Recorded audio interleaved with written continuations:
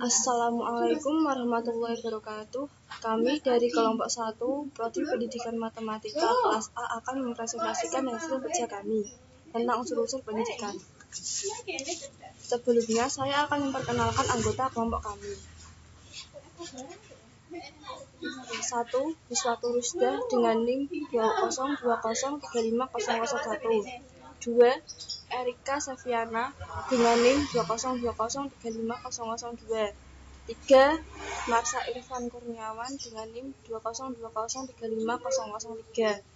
4. Eva Septiana dengan NIM 202035004. 5. Dian Maharani dengan NIM 202035005. 6. Muhammad Puji Arianto dengan NIM 202035006. 7. Happy Fauzia Uyat dengan NIM 202035007. 8. Fatma Indriyani dengan NIM 202035008. Unsur-unsur pendidikan meliputi anak didik, pendidik, alat pendidikan, lingkungan pendidikan, tujuan pendidikan, dan interaksi edukatif. Anak didik. Pengertian peserta didik.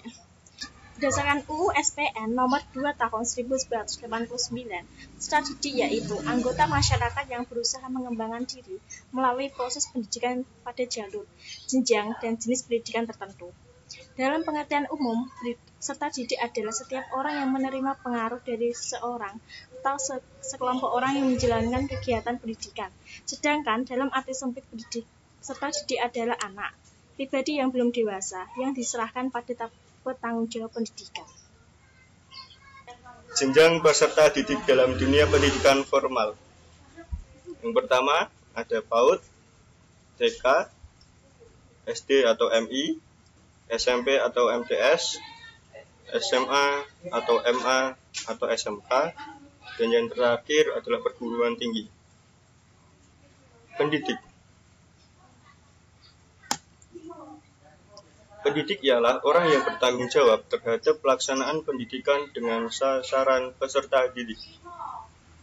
Pendidik merupakan orang yang sengaja mempengaruhi orang lain untuk mencapai tingkat kemanusiaan yang lebih tinggi.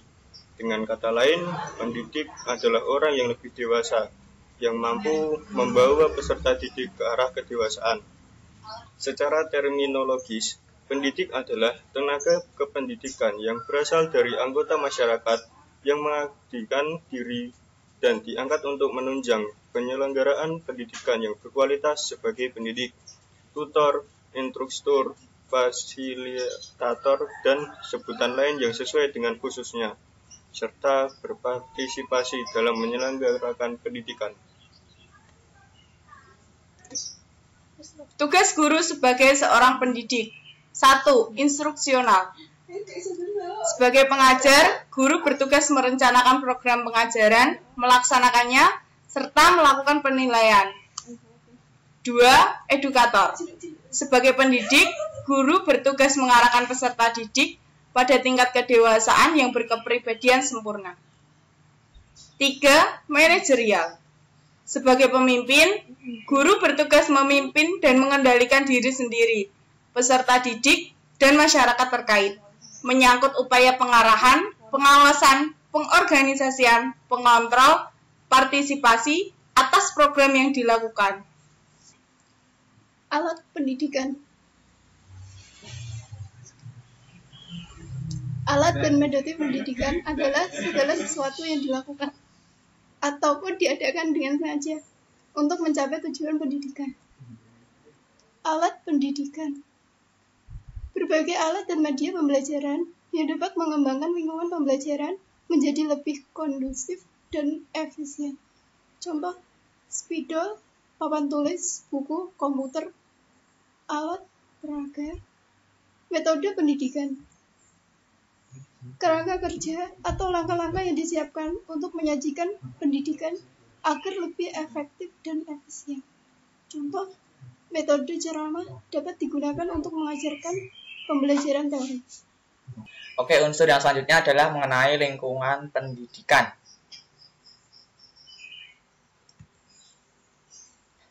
Nah, apa sih itu lingkungan pendidikan? Lingkungan pendidikan itu adalah tempat di mana peristiwa pendidikan itu berlangsung. Nah, di sini lingkungan pendidikan kita bedakan menjadi 3. Yang pertama, lingkungan keluarga.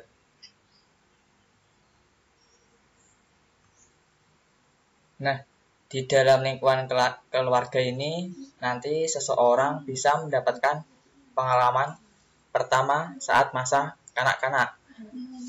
Terus yang kedua, di sini seseorang juga bisa mendapat jaminan kehidupan emosional anak.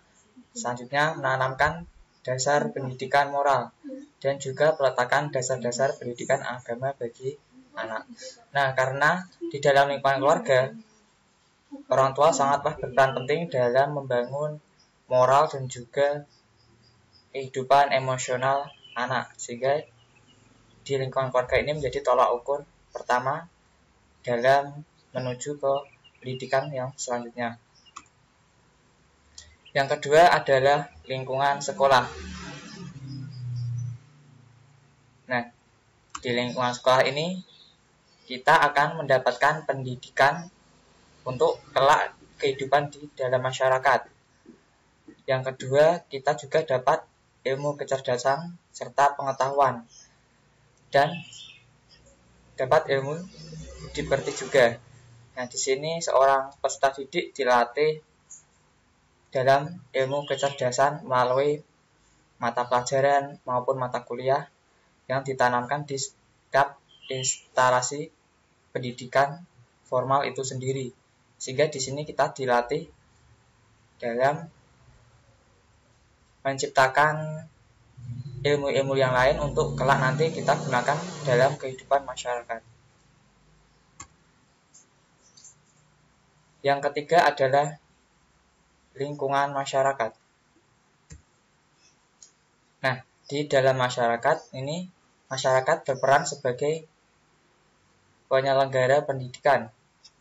Nah, juga di dalam masyarakat ini terdapat lembaga-lembaga kemasyarakatan yang nantinya bisa digunakan oleh individu untuk menggali pendidikan dan juga pengetahuan. Selanjutnya, tersedianya berbagai sumber belajar, baik yang dirancang maupun yang dimanfaatkan. Contohnya adalah ketika seorang individu itu mengikuti kegiatan gotong royong maupun yang lain sebagainya. Nah, di sini kita juga dapat mendapatkan pelajaran yang sangat penting dalam kehidupan sosial bermasyarakat.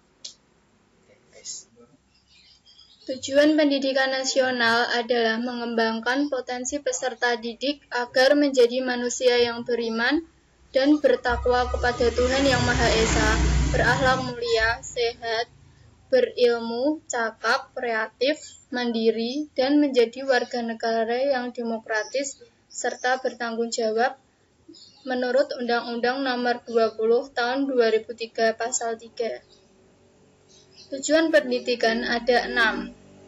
Yang pertama, menjadi manusia yang beriman dan bertakwa kepada Tuhan Yang Maha Esa.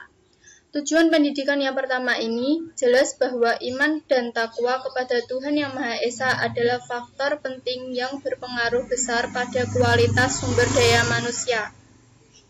Yang kedua, yaitu berakhlak mulia. Akhlak merupakan suatu cara individu dalam melakukan sesuatu.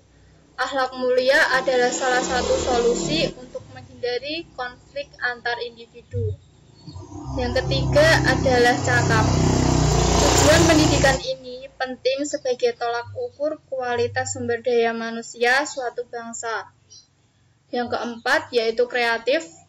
Tujuan pendidikan ini harus diterapkan untuk menjadikan peserta didik memiliki kemampuan untuk menyelesaikan masalahnya sendiri atau membantu orang lain. Yang kelima yaitu mandiri.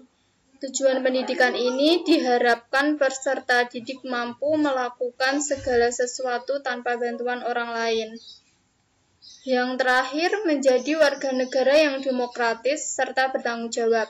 Tujuan pendidikan ini juga dapat diterapkan dalam suasana pembelajaran, misalnya dengan diskusi, tanya jawab dengan membahas berbagai topik. Interaksi edukatif. Interaksi edukatif adalah interaksi yang dengan sadar meletakkan tujuan untuk mengubah tingkah laku dan perbuatan seseorang. Atau dapat juga dikatakan, interaksi edukatif yakni interaksi yang secara sadar memiliki tujuan untuk mendidik, untuk mengantarkan anak didik ke arah kedewasaan. Ciri-ciri: 1. Ada tujuan yang ingin dicapai. 2. Ada bahan atau pesan yang menjadi isi interaksi. 3. Ada pelajaran yang aktif mengalami. 4. Ada guru yang melaksanakan. 5. Ada metode untuk mencapai tujuan. 6. Ada situasi yang mungkin menjadi proses belajar mengajar berjalan dengan baik. 7. Ada penilaian terhadap hasil interaksi.